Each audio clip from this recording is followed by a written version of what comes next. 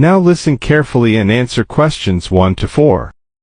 Hi, welcome to Freshers Week. I'm Rachel.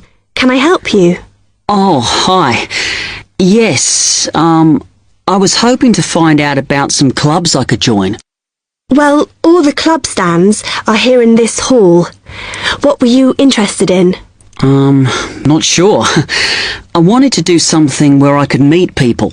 Well, take this leaflet with details of all the clubs and see what you think. Oh, It'll probably depend on what day you're free. Like on Mondays, there's the film club. Then on Tuesdays, you've got the climbing club. That's really good. I'm in that. Then on Wednesdays, you've got chess, if you want something a bit more intellectual. But you should look through carefully because all the clubs run extra activities as well as their normal meetings. oh yes, I see. So, it looks like the film club has discussions after the films. I'd quite like to go to those. Then climbing. Goodness. It says here that the university has its own climbing wall. That's impressive. And they go on weekend trips. Cool. And it says the chess club normally just does games with whoever turns up. But it also runs competitions sometimes. But I bet you've got to be pretty good to do that. Yes, I think so. And how many people are in the clubs? Are they all really full? Well, obviously they're all different. So, for example, the film club has just increased its membership from 85 to 125. But I think they're hoping to extend it to 150. The climbing club's quite small, 40 people. And the chess club is fairly healthy at 55. Right. Okay. So, who do I see if I want to join these clubs? Well, if you go round the stands and speak to the people there, for the film club, that's the events organiser. For climbing, you'll need the club secretary, and the chess club is organised by one of the maths tutors. Okay? Yep. I think I'll start with the climbing club. It sounds good. Oh, well, as I said, I'm in that, so I might be able to help you a bit. You now have 30 seconds to read questions 5 to 10.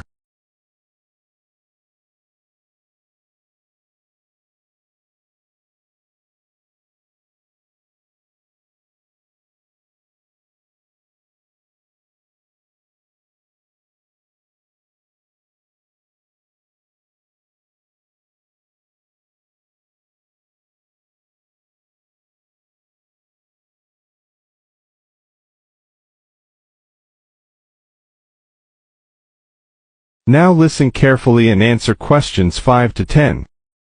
Okay. It says in the leaflet that they get together twice a month. Is that right? Yes. Oh, you must join. It's really good fun. We go away quite a bit to North Wales, and every year we have a special excursion, usually to France, which is where we're going this year in the spring. The weather's too unpredictable in the autumn. Wow, that sounds good.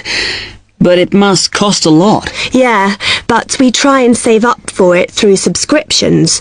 So rather than having a huge sum to pay in the month we go, we collect those weekly, so it spreads it out. Good idea. I think I'll definitely join. There are quite good benefits you get from joining. I mean, you need that, don't you? And the university clubs normally try and do deals with local businesses, so it's really worth joining. Like in the climbing club, they've got a special arrangement with one of the shops in town. So if you show your card, you can get money off equipment. Don't think the discount extends to clothes, though. That's really worth it then. I'll go over and talk to them now. Okay, hope you do join. Oh, and another thing I meant to say. If you do become a member, you automatically receive a magazine once a year. It's quite useful and interesting because it goes out to all the national climbing clubs.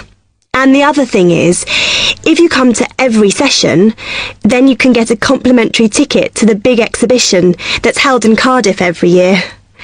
So, hope to see you. Yeah, well, thanks a lot for your help. That is the end of part 1. You now have half a minute to check your answers.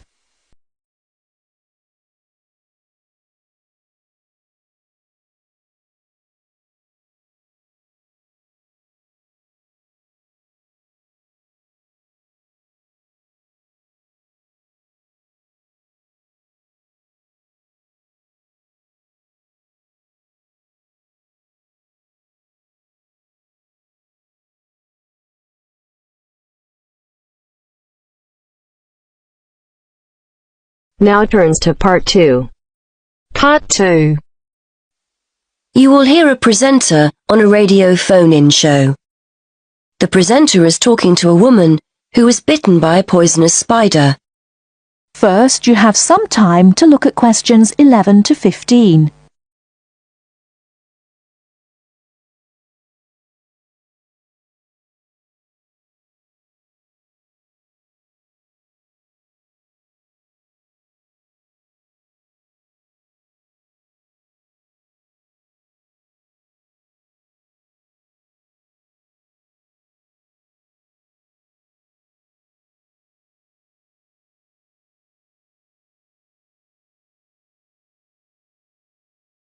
Now, listen carefully and answer questions 11 to 15. Today we're continuing our Traveller's Tales. On the line we have Amanda Toddington, who had quite a nasty experience in Australia last year. Isn't that right, Amanda? Yes. My husband and I were on holiday and we were staying at a friend's house on the coast near Brisbane. It was towards the end of the holiday and I was about to go into the garden and enjoy my breakfast. I walked out into the kitchen, slid my left foot into my shoe and felt a tiny sting. It was pretty painless, but I shook the shoe off my foot and saw this tiny spider running out as the shoe hit the wall. Anyway, not being an expert, I presumed the worst, that I'd been bitten by something that was going to kill me, and I completely lost control. I don't think I've ever screamed so much in all my life. We'd been told beforehand to always check our shoes before putting them on, as it's a common way to get bitten. So I suppose it was my own fault, really. So what was it that had bitten you? Tony, that's our Australian friend, he immediately asked me if I knew what had bitten me, and I pointed to the corner of the room where I'd last seen the spider. He picked up a jar and found the creature in the corner where the shoe had hit the floor. "It's a redback," he said, and he gently placed the jar over the spider. The funny thing was, we'd been talking about some of the creatures we needed to be careful of a few days previously, and as he said the name redback, the conversation came flooding back to me. In particular, the fact that the bite can be extremely painful. I've found out since that the redback is from the same family as the black widow spider, and it's the female that does the damage, which it turned out was what I'd been bitten by.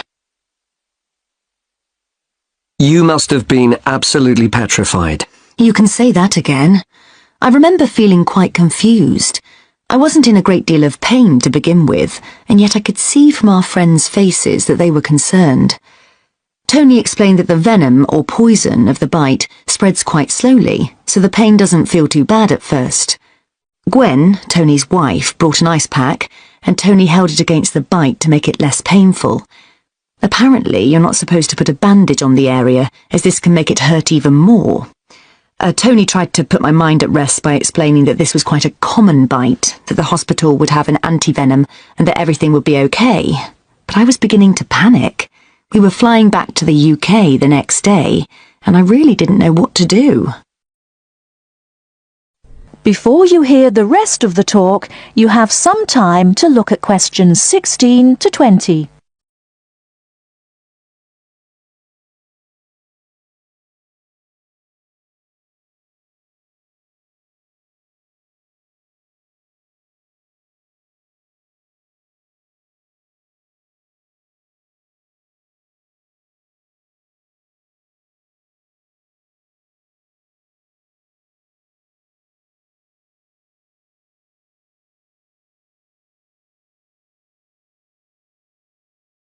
Now listen and answer questions 16 to 20. So what did you do?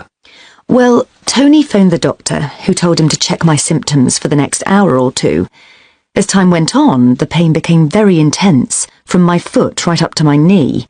My husband was on the internet and was reading out the possible symptoms. I wasn't feeling sick, and I hadn't yet developed a fever, but I had a terrible headache, and my foot was beginning to swell up. At this point, Tony decided to take me to the local hospital to be on the safe side. I really didn't want to go, as I had visions of being kept in for days and all our plans being spoilt. But Tony and my husband insisted. When we got to the hospital, I was relieved to see how casual everyone was when Tony explained I'd been bitten by a redback spider. They told me to take a seat and got on with their work. And did you receive any treatment? By the time I got to see a doctor, the pain was very intense indeed, and I was getting quite upset. The doctor decided to give me a dose of an antivenom, which he assured me would eventually deal with the problem. Unfortunately, he also explained that it wouldn't have an immediate effect and the symptoms might last for several days. But the story has a happy ending. My husband managed to book us onto another plane 1 week later. And even better news was that the symptoms of the bite finally cleared up after about 24 hours. Within a couple of days, I was back to normal again. So thanks to the spider, we managed to extend our holiday by a week. That is the end of part 2. You now have half a minute to check your answers.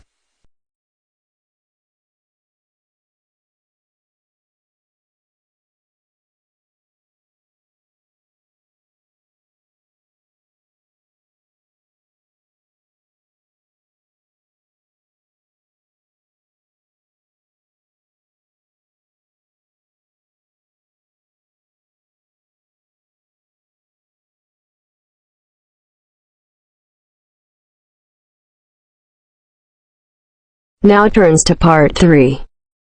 Part 3. First, you have some time to look at questions 21 to 25.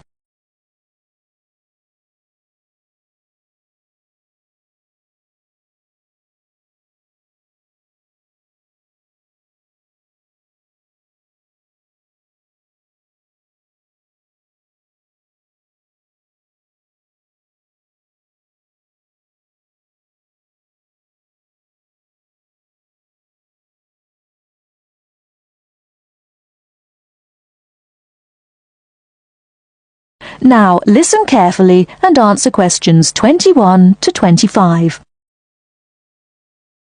Good afternoon, everybody. It's Ronald Jaff with this week's edition of Movie Talk. First, let's look at the films this week in the theatre. The Kid Rides Again, When You Find Love, and Wronged. The last of the three, Wronged, is definitely the best. In fact, one of the best films in a long time, with Henry Michelson and Joanne Seymour. It is about a man who gets a life sentence for a murder he did not commit. In the style of the films of the 40s and 50s, it is a modern story of a man and his wife, wonderfully played by Joanne Seymour. They fight to make people believe Thompson is the wrong man and not the killer. The strength of their love is wonderful, even after Thompson has been in prison for 15 years. Of course, I won't tell you what happens after Thompson's 15th year in prison. That would ruin the story. But if you see no other film, you should see this one. The story may be old, but the acting is great, and it will hold your attention from beginning to end. Unfortunately, I can't say the same for When You Find Love. Just another silly story about how boy meets girl, boy loses girl, boy gets girl again, and they live happily ever after. Before you hear the rest of the talk, you have some time to look at questions 26 to 30.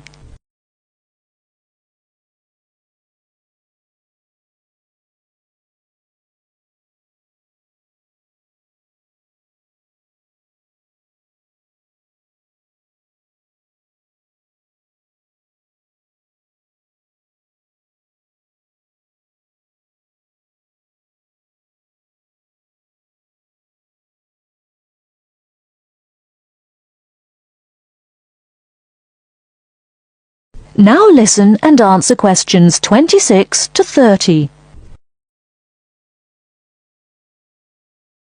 Hollywood ever get tired of such stupid films?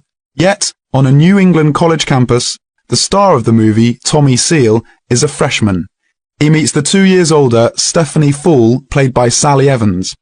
In real life, she must be at least 30, not 20. Well, Billy, our hero, has had a hard time with Stephanie. After all, he is so much younger.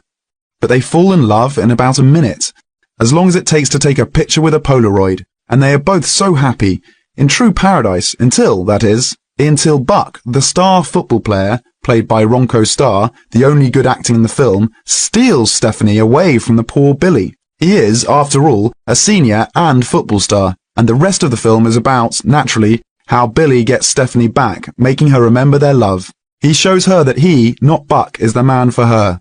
Well, if you can stand a stupid story and bad acting, then take your 8-year-old child to see When You Find Love. Anyone older will leave the theatre before the movie ends. And finally, The Kid Rides Again, a western about a young cowboy, Kit Barnes, who stops the bad guys, the robbers, the killers, and plain old bullies and helps the good guys. Kit is fast with a gun and never once in this cowboy. Kit is the cowboy who never stays in one place for a very long time, who leads a lonely but very free life. Nothing new on the storyline, but a good classic-style western with good acting. Peter Sells as Kit catches just the right mood. He's an excellent and natural cowboy. There are beautiful scenes of the open country in the West and enough action to hold your interest. A good cowboy film for those who, like me, always enjoy seeing the Old West. And now, before we go on with the news from Hollywood, a word from our sponsor.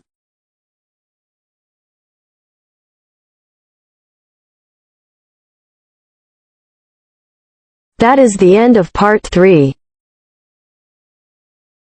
You now have half a minute to check your answers.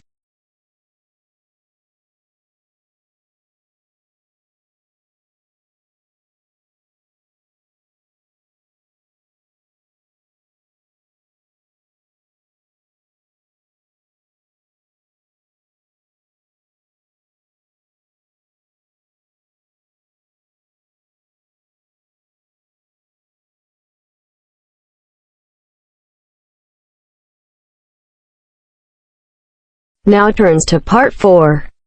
Part 4. In this section, you'll hear a lecture on coral reef. First, you have some time to read questions 31 to 40.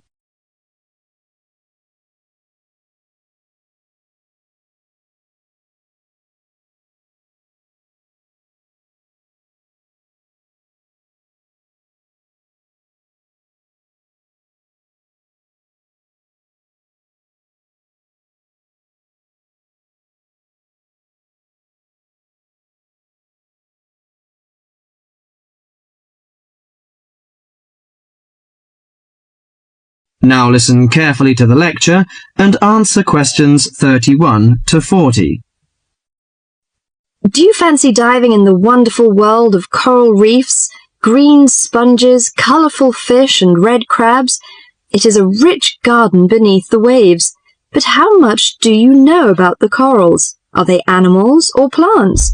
What are the threats to coral reefs? Today, Mr. Tim Harford, Executive Director of the Coral Reef Alliance, is going to introduce the facts about coral reefs. Good afternoon, everyone. Coral reefs are one of nature's most magnificent creations. It is filled with thousands of unique and valuable plants and animals. Over 1/4 of all marine species depend on healthy coral reefs. Humans also depend on coral reefs. These marine ecosystems are the primary source of food and income for millions of people, a vast repository of valuable chemical compounds and medicines, and a natural wave barrier that protect beaches and coastlines from waves and storms. Coral is actually the exoskeletons of coral polyps. Made from limestone, these skeletons build up over time, forming the reef. New corals are born each April. At a certain hour, on a certain night, mature corals suddenly release clouds of eggs and sperm into the sea. After the fertilized eggs take root on the seafloor, they can grow up to 15 centimeters per year. Coral reefs are present in the waters of over 100 countries. These are warm, 18 to 29 degrees centigrade, shallow, sunny regions primarily between the tropics of Cancer and Capricorn. Only clear, warm salt water can support a coral reef. And because sunlight is crucial to the reef's survival, the water must also be shallow. The algae that grow on coral provide much of the coral's food. In deeper water, algae cannot get the sunlight they need to grow. Most coral reefs are in the tropics because natural conditions there are perfect. In their modern form, coral reefs have thrived on Earth for over 50 million years. In recent years, however, more than 11% of the world's reefs have been lost, with another 16% severely damaged during the El Niño event in 1998. Up to 32% of coral reefs may be destroyed by human activities in the next 30 years if we do not take action now. Corals and coral reefs are extremely sensitive. Slight changes in the reef environment may have detrimental effects on the health of entire coral colonies. These changes may be due to a variety of factors. One of the greatest threats to coral reefs is human expansion or development. As human population increases, so does the harvest of resources from the sea.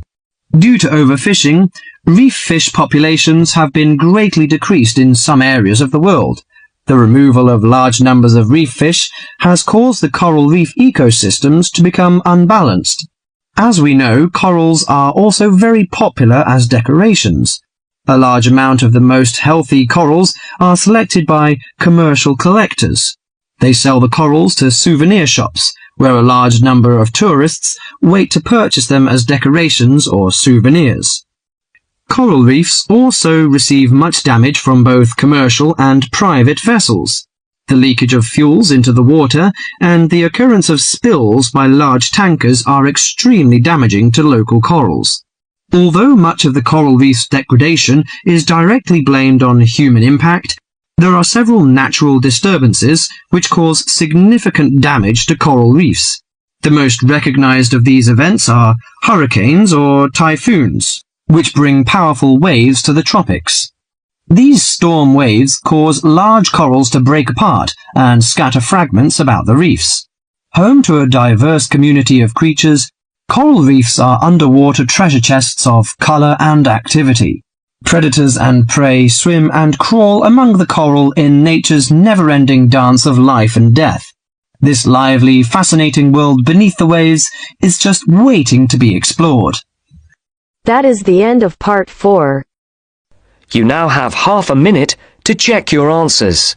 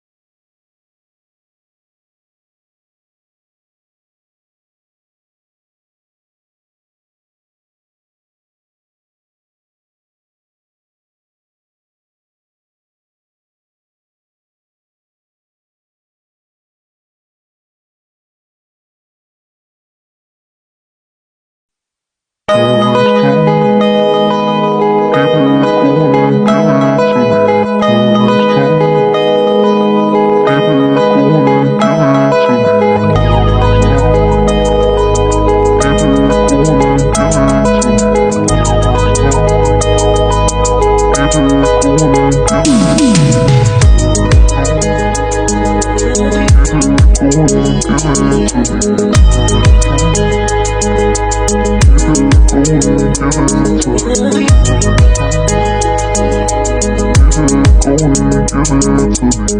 me.